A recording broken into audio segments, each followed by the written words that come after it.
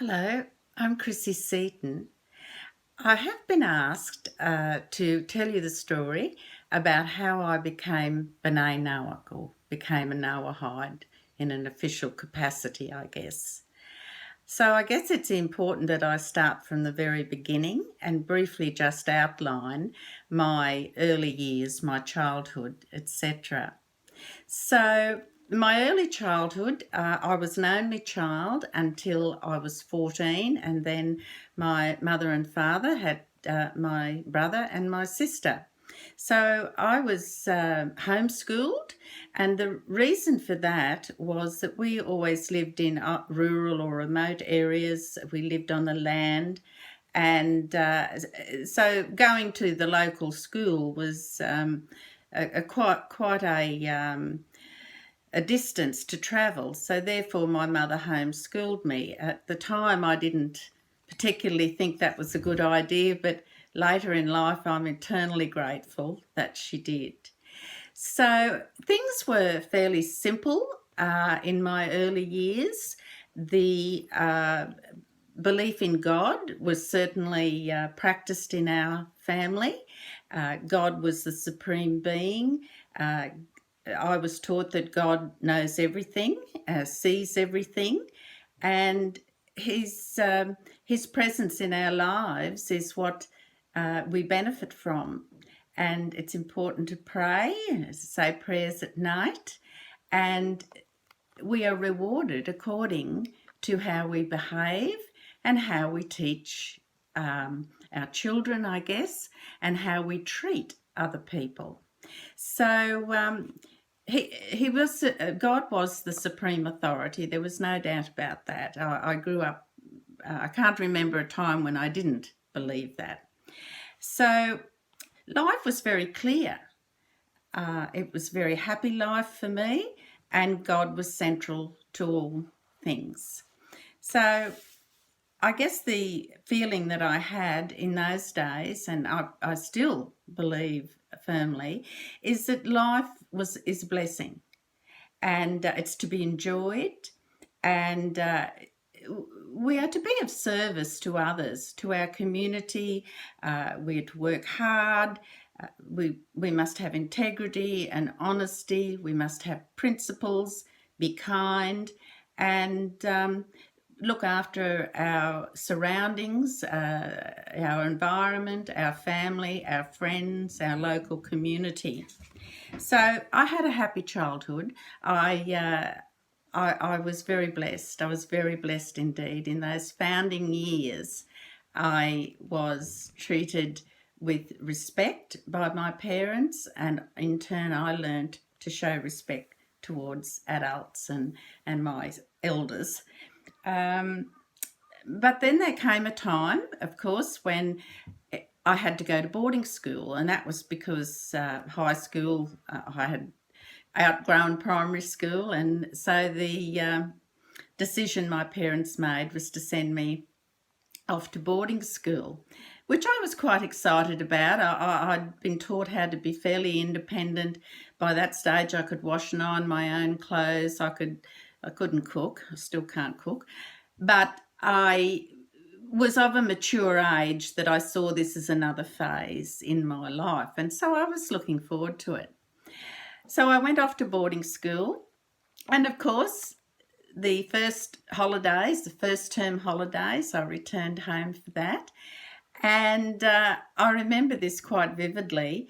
And it was probably the first night that I'd arrived home. We were sitting down, enjoying a meal, the evening meal, and they were talking, my parents were asking me questions about boarding school, etc. And during the course of the meal, I said to them, look, who is this JC person? Who's this Jesus person? Because at this boarding school, it was a Christian boarding school. And I can still see the look on my parents' face. They sort of glanced at each other from under their eyebrows, and sort of there was a little bit of an inclination of their head, almost saying, oh dear, we knew this question would come up one day. And so they dealt with it admirably. They said, look, our family does not support the theory of Christianity, in that they believe in God the Father, God the Son, and God a spirit. They said, we don't believe in that, but it is okay for others to believe in that. That's up to them. But we as a family base our faith and our life solely on one true God. And so that was enough for me. I didn't need to worry about it anymore. It was comforting. I didn't have to sort of branch into something else I was unfamiliar with. And so moving on from then, some years later, when I thought I was an adult, I guess, I can remember having a conversation with my father, and the question came up, and I said to him, are we Jewish, Dad? Now, bear in mind, I was born in 1951. That's only, 5 or so years after the end of World War II, where feelings were still very raw about the Holocaust and all the other sad things that happened during a world war. So there were a lot of people who had very little, if they had some connection to Judaism, they probably didn't advertise that at that time still. So I had this conversation with my father, and he said, look, you are what you believe you are. And that seemed to me to be a fairly profound statement. In other words, it was an individual thing. That was how I read it. But during that conversation, my father also made the point of saying, look, Chrissy, if you ever get an opportunity to go to Israel, you must take that trip. You must go and see Israel, because in the end, that's what the world is all about, God and his nation. So I thought that gave me quite a bit to think about, actually. And of course, I did eventually. I went in 2015 for a trip to Israel, which time precludes me from enlarging upon that right now. But it was how shall I say? It was a lasting influence on me. I thought I knew all about Israel, but being there, walking on the grounds, going to the Western Wall, they were things that I can't really put into words. They were surreal. So moving further along in later years, I began then. Unfortunately, I left it a little late. I waited, and my parents had deceased, but I did get this feeling, particularly after that trip to Israel in 2015, where I felt a need to find my true identity, I guess. That was to put to rest, were we or weren't we Jewish? So I did a lot of searching, and as usual, the documented evidence was hard to locate. So I was relying a bit, or quite a bit, on oral history throughout the family, which by now was becoming difficult because some of those people who had that knowledge and may now feel comfortable talking about it were deceased. So I didn't have a lot of reliable tools at my disposal for this. However, I was able to establish that my father's mother and grandmother were Jewish. Oral tradition, oral stories supported that, along with some vague documentation, but we wouldn't call that definitive documentation. So that explained my father's stand on things. So God was central to everything. There was no other authority except God. With my mother, that was even more difficult. There has been oral suggestion that my mother and father's marriage was an arranged marriage. And I know for a fact as a child, if ever I asked them how they met, they were always very vague about it. They said, oh, just, Uncle so-and-so introduced us or this or something else, And I didn't think any much more of it anyway. But it was difficult to find mum's ancestral roots, and came to a dead end quite frequently with that. But one of my mother's older sisters, an aunt, did say to me that our family, meaning my mother's family, did not support the theory of Christianity. They only believed in one God. There was only one God. He wasn't three people or three entities. So I could establish from that there was every possibility, or it seemed that my father was Jewish, but we couldn't establish that my mother was Jewish. There was no documentation at all, and very sketchy oral history. So I knew that I couldn't rely on that I would have to, if I wanted to establish Jewishness within myself and my family, I would have to look at conversion. So skipping along a little further now, I did begin that process. I thought, well, me and my family deserve to know our true identity. In fact, a rabbi said that you know, regardless of where your search takes you, your children and your grandchildren need to know their true identity. So with that, I began the process of conversion. Now, at this point, I must explain to you too that, and I've previously stated that my family, 3 generations of us, live on our family farm, and so we have a very special existence. And to be Jewish, convert fully, I would have to be living, for instance, within walking distance to a synagogue. Plus, there were a lot of other requirements. So I knew it was going to be difficult. But that led me to speak to a rabbi in Sydney regarding the conversion process. And I remember the date clearly.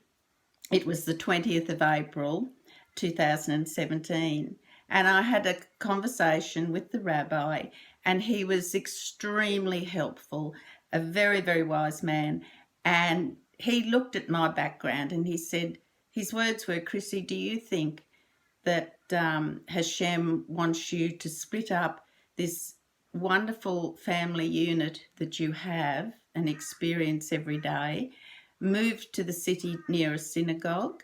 How is that going to impact on your family and yourself and your grandchildren? There are other ways to serve God's work.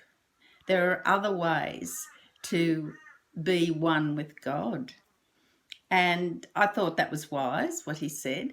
He said, take, for instance, the Noahide movement. Well, my eyes shot open. I'd never heard of it. I had never heard of it.